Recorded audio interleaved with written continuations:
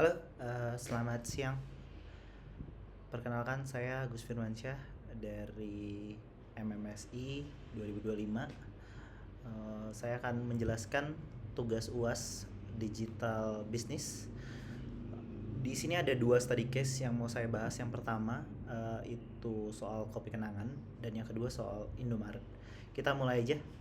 Untuk bagian pertama, sebagai pecinta kopi dan salah satu loyal customer kopi kenangan, jadi saya akan membahas value dari sisi CRM dan strategi kopi kenangan untuk digital transformation-nya. Ya, kita tahu dia kopi kenangan itu sendiri adalah salah satu startup FMCG kopi dengan status unicorn. Sekarang memiliki lebih dari 1.000 lokasi. Dan yang menarik adalah dia juga diinvestasi oleh Jay-Z, salah satu musisi besar di dunia. Oke, kita mulai dari growing the F&B dan status quo.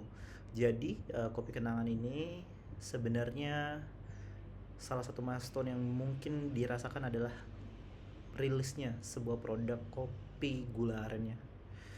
Terus milestone berikutnya adalah ketika kopi kenangan masuk ke industri FMCG dengan jaringan minimarket dengan mengeluarkan produk botolnya. Lalu mereka juga fokus di unicorn statusnya setelah mendapat investasi untuk mengembangkan produknya dan marketnya lebih besar lagi Southeast Asia sampai ke Australia. Berikut adalah 5 domain F&B digital transformation untuk kopi kenangan. Yang pertama adalah customer. Jadi dari sisi customer yang sebelumnya itu mereka mengandalkan third party seperti Gojek, Grab untuk masuk menjadi bagian dari distribusi kopinya, kini mereka juga fokus dengan platform mereka sendiri dan membangun ekosistem offline itu dengan mengedepankan offline store mereka.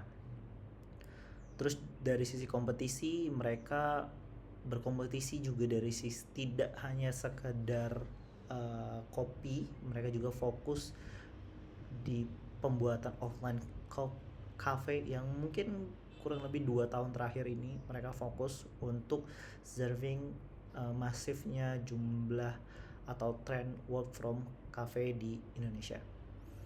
Selanjutnya dari sisi data, mereka juga fokus mengambil dari sisi platform mereka sendiri, mengembangkan platform mereka sendiri sehingga data yang mereka hasilkan lebih banyak, informatif dan lebih intuitif tentunya untuk mengambil keputusan-keputusan untuk berinovasi di kemudian hari. Dari sisi itu dikembangkanlah engineering operational framework. Mereka memastikan kualitas kopinya lebih dari 1.000 outlet nasional. Dan seperti yang kita ketahui juga, mungkin teman-teman bisa cari di internet, value mereka saat ini adalah gimana mengembangkan sebuah ekosistem yang lebih sustainability, yaitu mereka punya target di 2030 itu zero waste. Ini The Escaping the App Aggregator Trap ya. Ini seperti yang saya sampaikan, kalau dulu mereka sangat dependensi banget terhadap platform lain, saat ini yang saya tahu mereka mengembangkan sendiri platform mereka, yaitu Kopi Kenangan Apps. Terus juga mereka mengembangkan offline store-nya juga atau physical experience-nya. Jadi buat teman-teman yang kerja bisa nongkrong di situ, bisa dapat fasilitas, biar mereka juga bisa compete sama brand-brand besar seperti Starbucks dan kopi-kopi internasional lainnya. Mungkin kayak mereka juga fokus dengan kopi kenangan signature-nya mereka. Dari sisi competitive arenanya, mereka juga fokus mengenalkan produknya, mengembangkan produknya untuk serving market-market yang lebih masif dengan bergabung dengan jaringan minimarket untuk produksi mass production untuk mendistribusiin signature produk-produk mereka. Selanjutnya adalah governing dari hulu ke hilir supply chain at scale. Ya, seperti yang saya sampaikan, mereka selain fokus untuk membuat sebuah platform yang konsisten dan mengembangkan produk fisiknya, taste-nya, dan distribusinya, mereka juga mengembangkan end-to-end solution supply chains-nya, mulai dari operasionalnya. Kalau teman-teman tahu ada namanya Kopi Kenangan Academy yang kalau di Jakarta itu ada di sekitaran Jakarta Selatan, dan itu juga terdistribusi dengan baik mereka untuk memastikan quality produknya.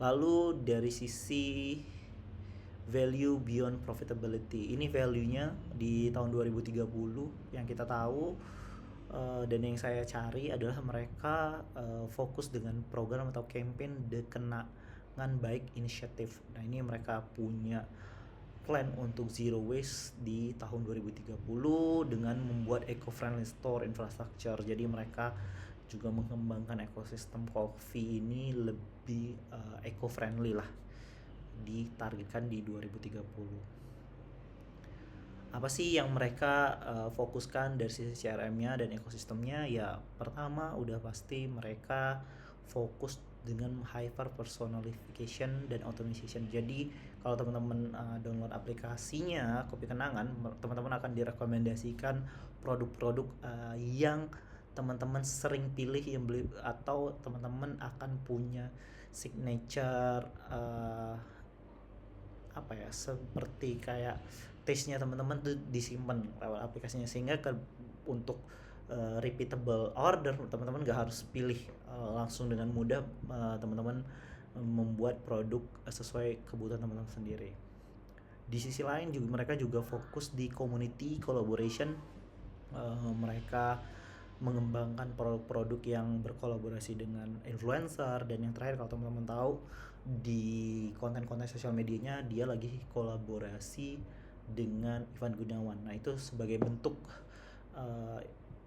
mereka menggait kolaborasi dengan orang-orang ternama. Terus mereka juga fokus di tangible eco impact ya, yang saya teman-teman tahu mungkin mereka udah fokus banget tidak menggunakan plastik, mengurangi sedotan. Mereka juga maintain itu dengan sangat baik di online atau di offline store mereka. Nah, untuk future dashboard arsitektur in-frame, kalau teman-teman juga tahu, saya salah satu pengguna aplikasi Kopi Kenangan.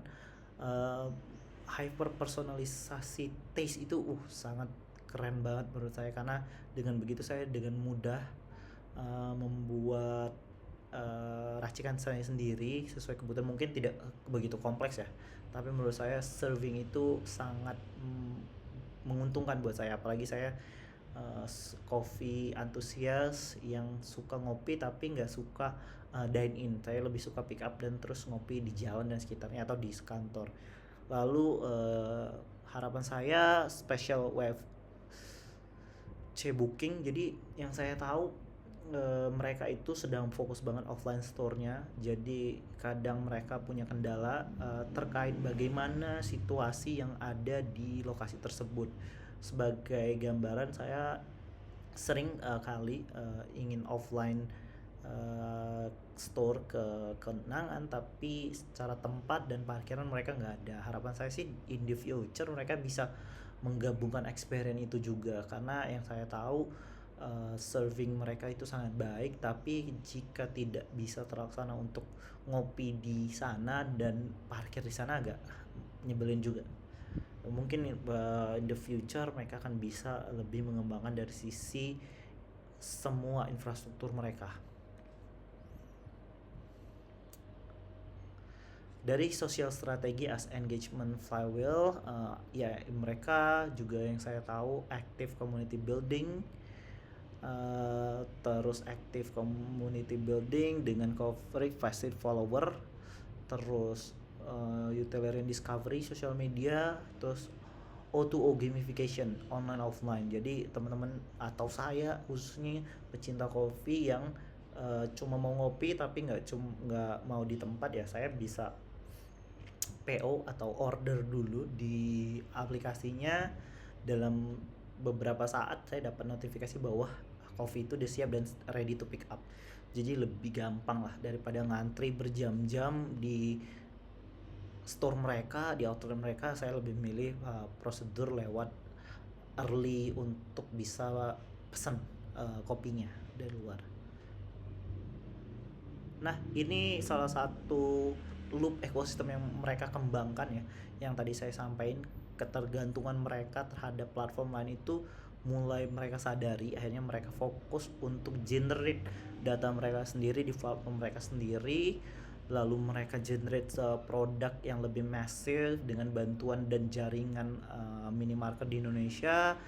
Mereka juga fokus di offline store dan untuk serving market yang work from coffee shop, lalu mereka fokus di gamification yang ada di platform mereka, mulai dari point, terus buy one get one, atau promo-promo lainnya. Kopi Kenangan is not simply coffee retailer, is a continuous learning data ecosystem where digital precision, full physical hospitality, and sustainability value drive a global scale. Jadi mereka mengenerate ini, dan harapannya di masa mereka go globalnya saat ini, mereka bisa mereplicate idea mereka keluar dari Indonesia. Oke, itu kurang lebih terkait Kopi Kenangan. Selanjutnya adalah digital supply chain transformation industry 4.0 integration di Indomaret. Berbeda ya dengan dari sisi Kopi Kenangan yang fokus di CRM, dari sini kita fokus di supply chains-nya. Jadi yang sedikit gambaran, Indomaret sendiri memiliki lebih dari 20.000 store per 2026 ini ya, sekitar 24.000. Mereka maintain sekitar 25.000 lebih SKU produk-produknya. Saat ini juga mereka udah memiliki ERP sendiri. Mereka punya consumer apps, mereka cuma Aisaku, Indomaret dan lain sebagainya, dan semua juga udah well prepared di cloud mereka sendiri. Jadi mostly mereka secara teknologi infrastruktur udah cukup baik ya. Gapnya apa sih dan bottleneck dengan industri 4.0? Secara informasi mereka ada lag dari sisi predictive risk mitigation for expired good. Nah ini yang saya sadari ya, dan beberapa artikel yang menjelaskan bahwa mereka masih banyak case-case di mana produk mereka itu udah expired duluan, mereka tanpa tahu, sehingga mereka kena bad impact lah ya terhadap customernya. Jadi mereka ngerasa dirugikan terhadap hal tersebut. Terus high full cost static route delay shipping. Nah yang kita tahu mereka itu tersebar lebih dari 20.000 outlet tersebut. Mereka harus memastikan stok mereka ready di masing-masing store-nya. Jadi mereka sangat perlu memaintain logistik mereka dengan sangat baik. Terus yang berikutnya di inventory, inability to adapt to rapid demand causing overstock out. Jadi yang kita tahu mereka, karena yang tadi saya sampaikan ya, informasinya ada lack of information, sehingga inventory-nya juga terganggu. Solusinya apa dari industri 4.0? Jadi integrated cloud ecosystem via regional data sharing. Jadi harapan saya mereka yang memiliki store-store sedaerah, mereka bisa berbagi informasi, berbagi stok yang slow moving, sehingga mereka bisa mendistribusikan ke tempat-tempat atau membuat campaign-campaign terbatas untuk memastikan produk yang hampir expired itu keluar dari stok mereka. Terus dari sisi logistik atau pengiriman, mereka harusnya mendesign sebuah teknologi berbasis IoT sensor and AI GPS untuk tracking. Ya kita tahu mereka harus memastikan proses pengirimannya juga lancar. Dan yang perlu teman-teman tahu juga adalah Indomaret juga mengeluarkan produk-produk lokal yang which is itu produk-produk yang digenerate di daerah, tidak hanya di Pulau Jawa. Itu memastikan mereka sebenarnya bisa fokus tidak hanya untuk mendelivery, tapi meng-pick up and distribusi produk-produk lokal ke produk-produk nasional. Contoh ada kerupuk khas Palembang, terus dodol khas Garut, dan keripik pedas khas Bandung, dan itu kan produk lokal Bandung ya. Dan mereka juga memastikan itu well distribusi di seluruh store mereka at Selanjutnya adaptive inventory, machine learning prediction. Ya balik lagi ke lack of information tadi ya. Sehingga machine learning dan prediction terhadap SKU, terhadap performance sebuah produk mereka itu jadi penting.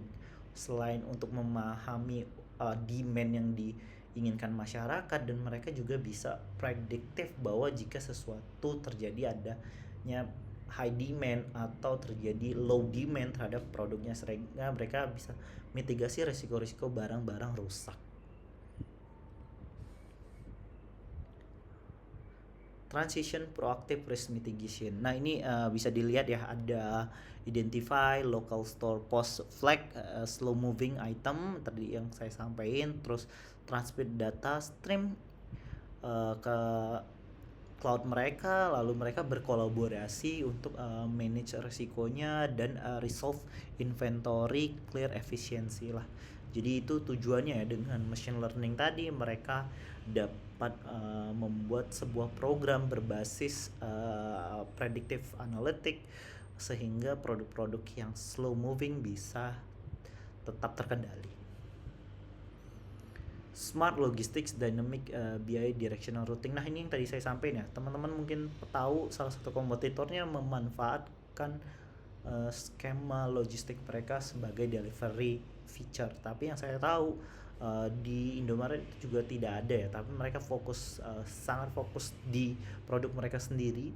Jadi harapan saya dengan bantuan IoT, AI based route, mereka bisa dapat membuat rute yang intuitif lah, tidak hanya diplan dengan baik tapi juga bisa merespon terhadap hal-hal yang tiba-tiba terjadi. Misal tiba-tiba di sebuah lokasi ada event besar di Bandung, jadi mungkin mereka butuh distribusi produk yang masif dan lain sebagainya. Misal ada Jakarta Marathon, Bandung Marathon, atau Jogja Java Jazz, dan nah hal-hal itu kan mempengaruhi demand-demandnya. Berarti mereka perlu merewrite secara infrastruktur untuk jalur distribusi mereka agar lebih efektif. Jangan sampai ternyata mereka mau mendistribusikan, mereka terhalang event-event yang masif yang membuat mereka tidak bisa jalan. Misal kayak di Jakarta mungkin lagi ada demo, di Bali lagi ada nyepi dan lain sebagainya. Itu harus bisa diakomodasi dengan Smart Logistic Dynamic Business Intelligent Directional Routing. Adaptive Inventory Balancing Supply and Demand. Nah ini yang tadi saya sampaikan ya, kita nggak pernah tahu, atau sebenarnya ini bisa diketahui lebih awal bahwa ada produk-produk yang overstock, ada produk-produk yang sebenarnya ini low demand. Jadi harapannya mereka bisa mendefine dengan teknologi machine learning berbasis AI ini ya, mereka bisa membuat adaptive replacement. Jadi mereka bisa men-switch tuh produk-produk yang dead stock menjadi sebuah produk-produk yang mungkin bisa diobral sehingga lebih efektif dan juga efisien dari sisi mereka sendiri. Selanjutnya apa sih yang harus dilakukan untuk digital supply chain arsitekturnya? Udah pasti kita ngomongin big data, kita harus ngomongin cloud computing based dan data processing yang banyak banget.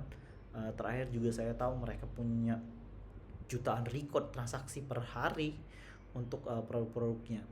Nah kita bisa lihat yang harus mulai di-define pertama adalah dynamic routing, instruction untuk logistiknya.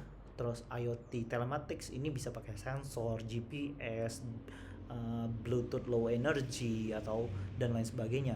Terus ada predictive replacement, ini untuk dilakukan manage warehouse atau manage stok berbasis regional, bukan cuma storage atau berbasis standalone store-nya. Jadi bisa regional, misalnya kabupaten apa terus atau kecamatan apa, jadi mereka lebih besar secara produknya. Terus POS, transactional streaming. Nah ini mungkin akan terjadi kendala jika suatu lokasi internetnya tidak terhubung, tapi menurut keyakinan saya itu bisa dimitigasi lah dengan teknologi yang ada. Terus cross store pricing adjustment. Nah ini juga penting. Kita tahu bahwa marketnya Indonesia itu relatif relatif price sensitive, jadi mungkin bisa di adjust secara cepat, sehingga mereka bisa merespon terhadap supply and demand terhadap produknya, sehingga mereka dapat harga yang menarik, baik itu dari sisi perusahaan dan juga dari sisi customer. Terus regional database metric, nah ini juga penting yang tadi saya sampaikan, mereka harus mulai mendesain tidak hanya stand alone database, mereka juga mulai harus fokus gimana ya menggrouping store-store mereka yang berdekatan, sehingga barang-barang yang slow moving di store yang satu dan di store dua bisa dimitigasi resikonya dengan lebih efektif dan efisien. Driving business impact, the dual engine transformation. Yang pertama, responsive forward by big data analytic, udah pasti ya, real time strategic decision making, allow continuous streaming analysis for immediately stock adjustment and rapid response to shifting customer demand. Nah ini yang tadi saya sampaikan, bahwa mereka dengan teknologi machine learning berbasis AI ini, mereka dapat mengetahui lebih cepat hal-hal yang mungkin berisiko terhadap produk-produk yang slow moving. Dari sisi efisiensi, saya akan mengangkat dari sisi smart logistiknya ya.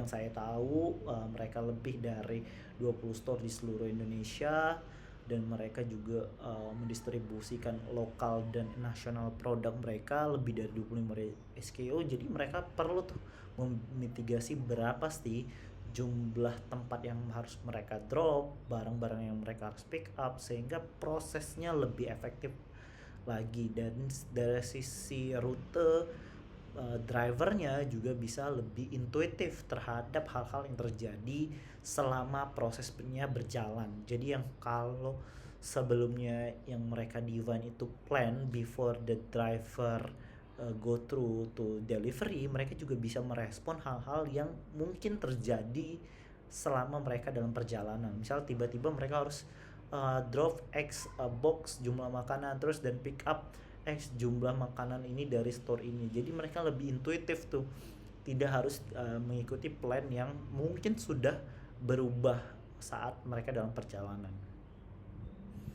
Nah ini adalah laporan bentuk lebih detailnya ya, teman-teman bisa cari di tugas ini. Ini adalah tugas yang saya buat. Di sini juga ada link terkait artikel-artikel related terhadap produknya, teman-teman bisa manfaatkan juga, sehingga teman-teman bisa lebih tahu lebih komprehensif lah informasinya dari yang saya present tadi. Ini video juga akan saya upload ke YouTube, sehingga teman-teman bisa dapat insight lebih besar dari yang saya jelaskan hari ini. Demikian dari saya, terima kasih, selamat sore.